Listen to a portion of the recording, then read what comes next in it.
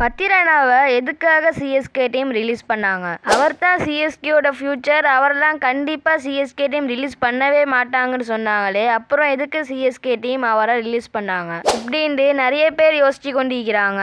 CSK பத்திரனாவை release பண்ணதுக்கான முதல் காரணம் அவரோட ப்ரைஸ் தான்.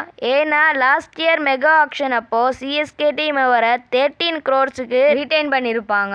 அண்ட் பத்திரனா 13 crores ஒருத்தாண்டு கேட்டீங்கன்னா 2023-2024 இருந்த பத்திரனா வாய்ந்த கண்ணை மூடிட்டு எஸ்ன்னு சொல்லலாம். பட் பத்திரனா இருக்க கரண்ட் ஃபார்முக்குலாம் 13 crore ஓவர் பிரைஸ் தான் சொல்லணும். சிஎஸ்கே டீம் பத்திரனாவை ஆக்ஷன்ல லோ பிரைஸ்ல வாங்க கண்டிப்பா ட்ரை பண்ணுவாங்க.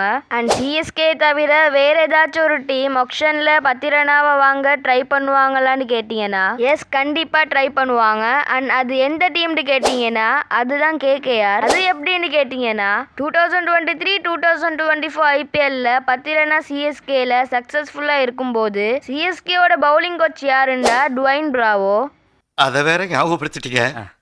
நெஞ்சமெல்லாம் பொண்ணு அறக்கு தம்பி, மறக்க முடியல. பத்திரனா அந்த நேரத்தில் சக்ஸஸ்ஃபுல்லாக இருக்க தோனிக்கு அப்புறமா இவரும் ஒரு காரணம் தான் சொல்லியாகணும். அண்ட் இப்போ இவர் கரண்டாக கேகேஆரோட மென்டராக இருக்கிறாரு. அண்ட் அதனால பத்திரனாவை கேகேஆர் டீம் ஆக்ஷனில் வாங்க கண்டிப்பாக ட்ரை பண்ணுவாங்க. அண்ட் ஐபிஎல் 2026 ஆக்ஷனில் கேகேஆர் டீம் பத்திரனாவை கண்டிப்பாக வாங்குவாங்க, சிஎஸ்கே டீம் பத்திரனாவை கண்டிப்பாக வாங்குவாங்கன்னு நான் சொல்ல வரல.